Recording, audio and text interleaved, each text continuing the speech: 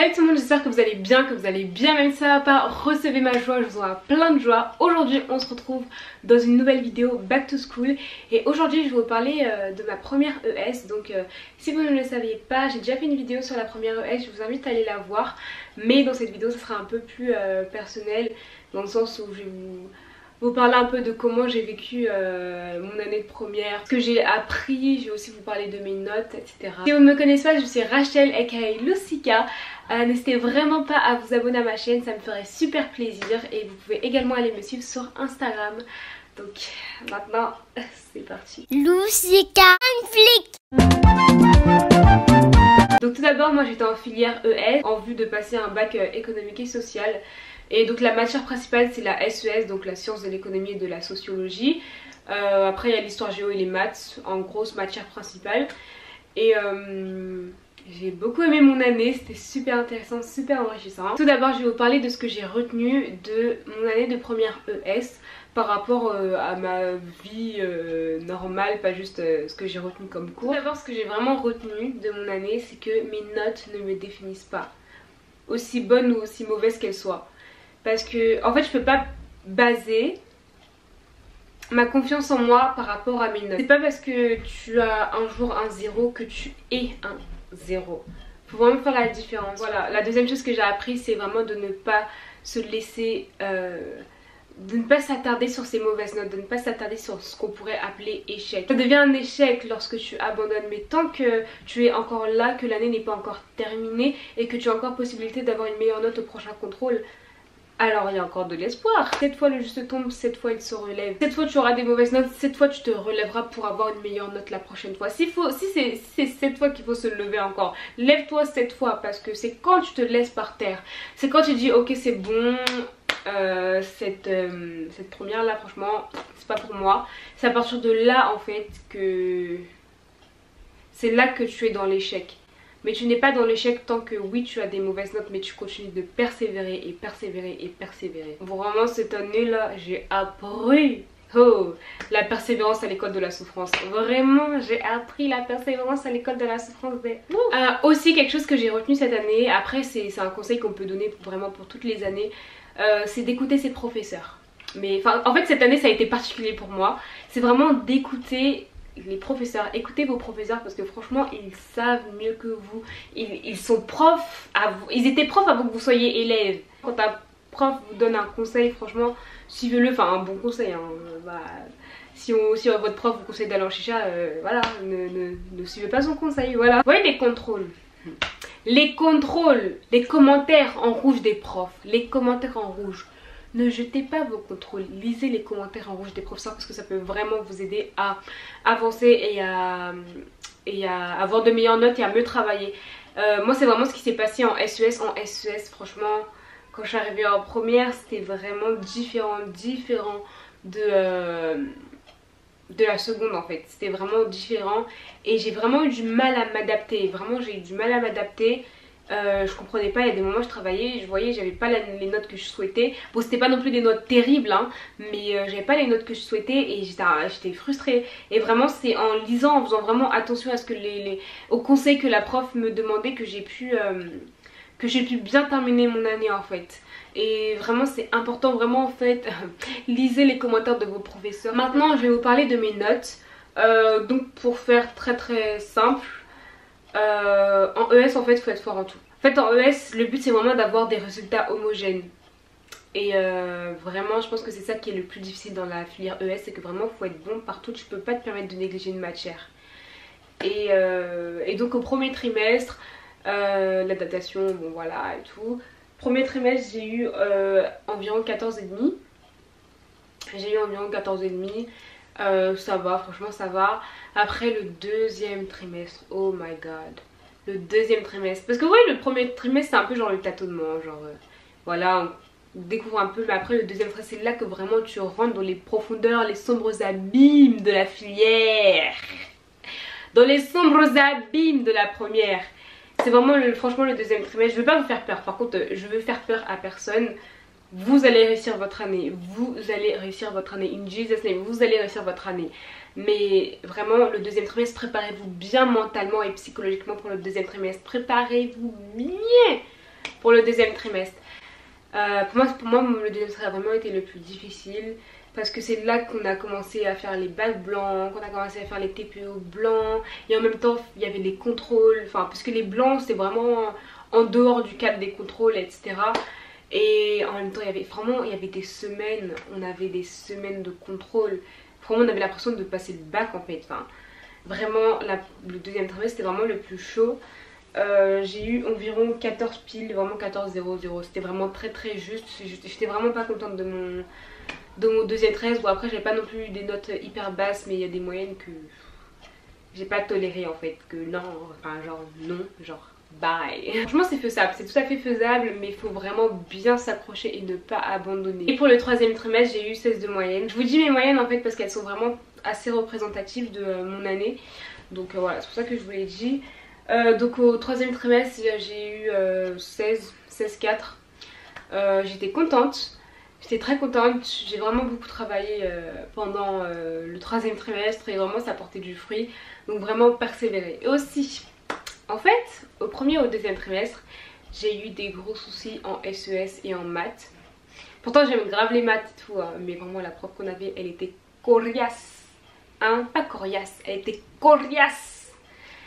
Mais c'était une super bonne prof, vraiment, elle apprend super bien, mais voilà, c'était les contrôles là, c'était quelque chose. En fait ces contrôles c'était des bacs, c'est des bacs blancs ces contrôles.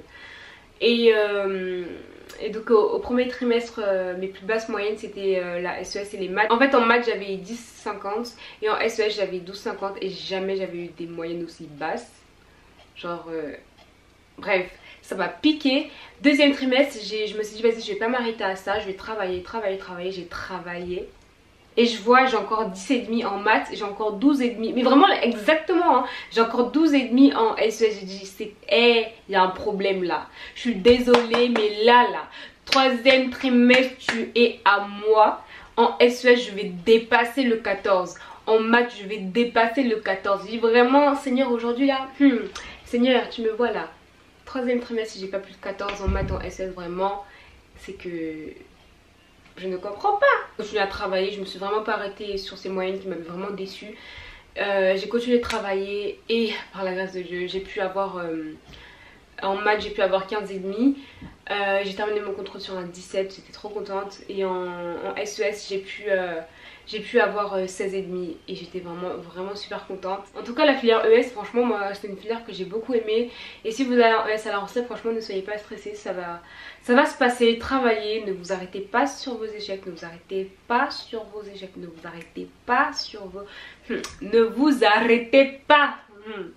Ne vous arrêtez pas sur l'échec parce que vraiment c'est ça. En fait l'échec c'est vraiment voir sa mauvaise note et se dire je ne travaille plus. C'est ça l'échec en soi. L'échec en soi c'est pas que vous ayez eu 5 ou quoi. L'échec c'est vraiment se dire ok j'ai eu 5, vas-y c'est bon, j'arrête de travailler dans cette matière elle me saoule, franchement c'est pas ma matière. Non, c'est ça l'échec, c'est de dire non, ça c'est l'échec.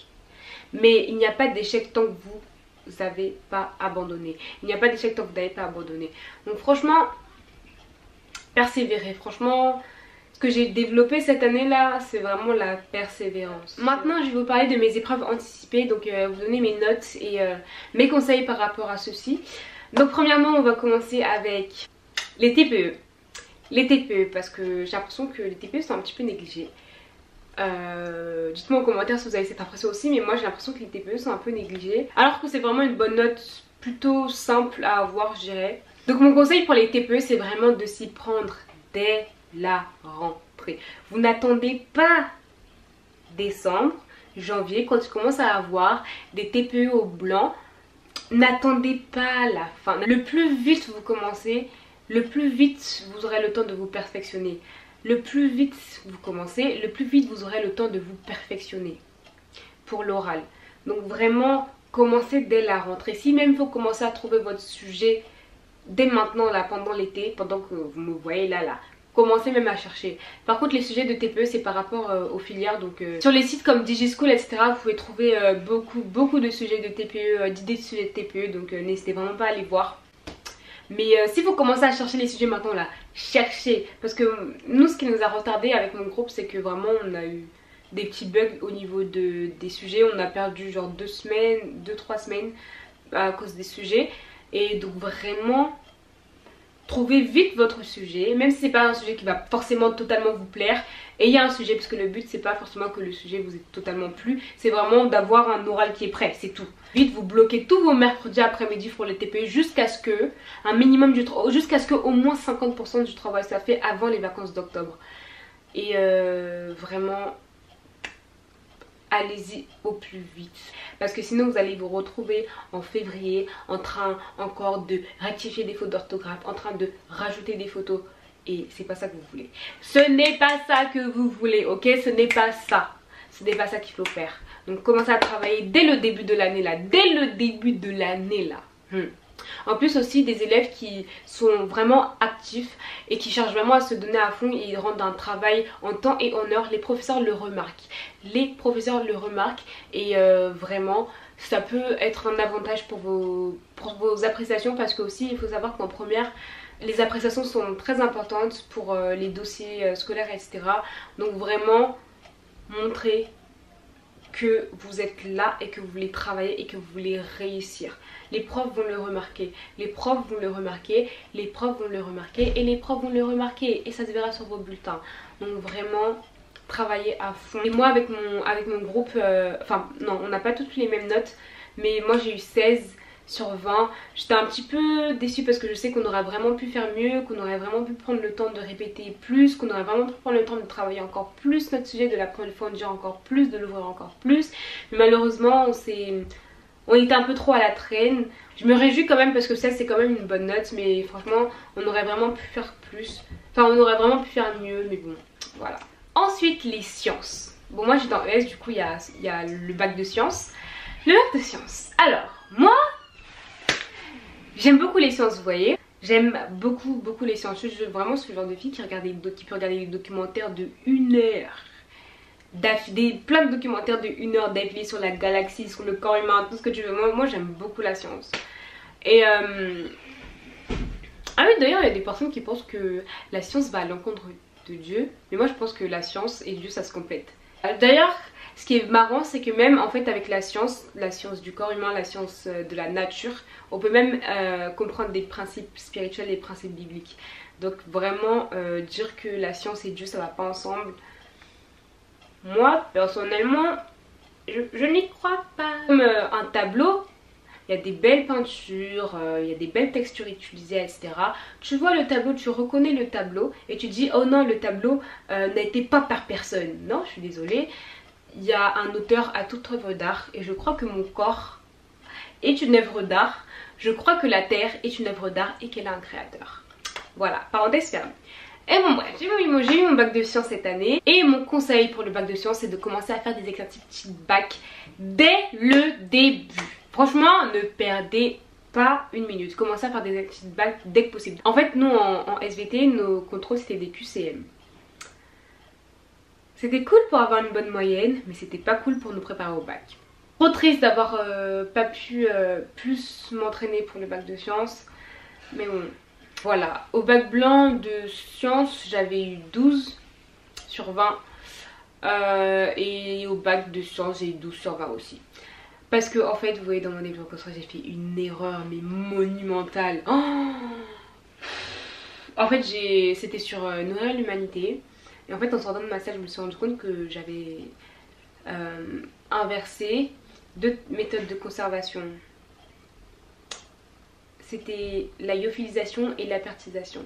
Et j'ai confondu les deux. Ça fait que j'ai dit que la lyophilisation, c'était comme j'ai décrit la lyophilisation comme étant la pertisation, et ça fait que ça foirait tout mon développement en fait. Donc déjà, si j'ai eu au-dessus de 10, franchement, c'est un miracle. Mais voilà, j'ai eu 12 au bac blanc, 12 en sciences, 12 au bac. Bon. Après, c'est tout à fait possible d'avoir genre 17-18 au bac de sciences. C'est vraiment tout à fait possible, il y a des personnes qui l'ont fait. Donc s'il y a des personnes qui l'ont fait, ça veut dire que nous aussi, toi aussi tu peux le faire. Donc si vous travaillez vraiment, si vous travaillez et que vous connaissez vraiment bien vos leçons, vous pouvez vraiment avoir de meilleures notes. Après moi j'avoue que j'étais quand même assez déçue, mais bon, voilà, c'est comme ça. Ensuite, le français écrit. Pour le français écrit, c'est le même conseil. Commencez à faire des exercices type bac dès le début. Dès que vous pouvez commencer à faire des exercices type bac, parce que vraiment c'est juste par l'entraînement, la répétition que tu finis par comprendre et tu finis par assimiler les méthodes de travail. Donc vraiment entraînez-vous fort pour le bac écrit de français. En cours, suivez bien les cours parce que vraiment c'est quand vous êtes assis en classe, que vous êtes concentré, que vous suivez, que vous posez des questions, que vraiment vous suivez tous les mouvements du professeur, que vous assimilez un maximum d'informations. Donc vraiment soyez concentrés en classe. À l'écrit de français, j'ai eu une note qui m'a un petit peu déçue, mais bon voilà, c'est pas non plus horrible. Et par rapport au travail que j'ai donné, franchement c'est limite presque un miracle. J'ai eu 13. J'étais pas super étonnée parce que au cours de l'année, tous les travaux type bac, j'avais toujours 13, 14, 15 des fois, mais voilà ça. En fait j'étais plus forte en oral qu'en écrit. Et vraiment c'est vu sur le bac de français. À l'écrit j'ai eu 13. Après franchement je rends gloire à Dieu parce que ma copie là, ah, en fait je sais pas si vous avez vu mon vlog des épreuves anticipées, mais le français en fait je m'étais pas du tout préparée au sujet de l'argumentation. Donc ça fait que quand j'arrivais devant ma copie j'ai bégayé. Franchement ça aurait vraiment pu être beaucoup pire, surtout que quand j'ai vu qu'il y en a qui rentraient des copies doubles entières, voire même 2 copies doubles, alors que moi ma copie double j'avais même pas terminé la 3e page, c'est à dire que la 3e page c'était la moitié.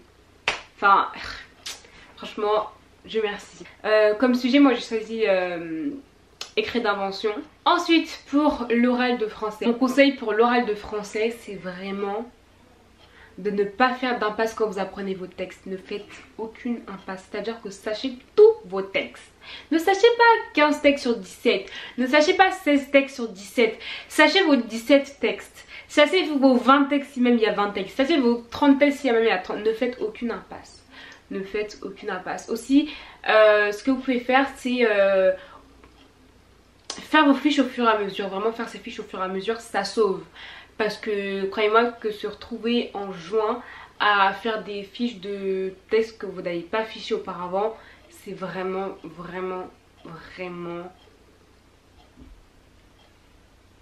je ne sais même pas comment définir ça. Mais vraiment ne faites pas ça, commencez à faire vos fiches dès qu'on vous donne un texte, vous faites votre fiche. Dès qu'on vous donne un texte, vous faites votre fiche. Comme ça à la fin de l'année vous avez juste les fiches à réviser. Et en plus de ça votre mémoire à long terme aura travaillé et vous aurez vraiment plus de facilité à mémoriser les textes parce que vous les aurez déjà vus auparavant. Du coup comme note à l'oral de français j'ai eu 17 sur 20. Et c'était vraiment, mais vraiment par la grâce de Dieu parce que waouh, le texte sur lequel je suis tombée, c'est le texte sur lequel je voulais faire une impasse.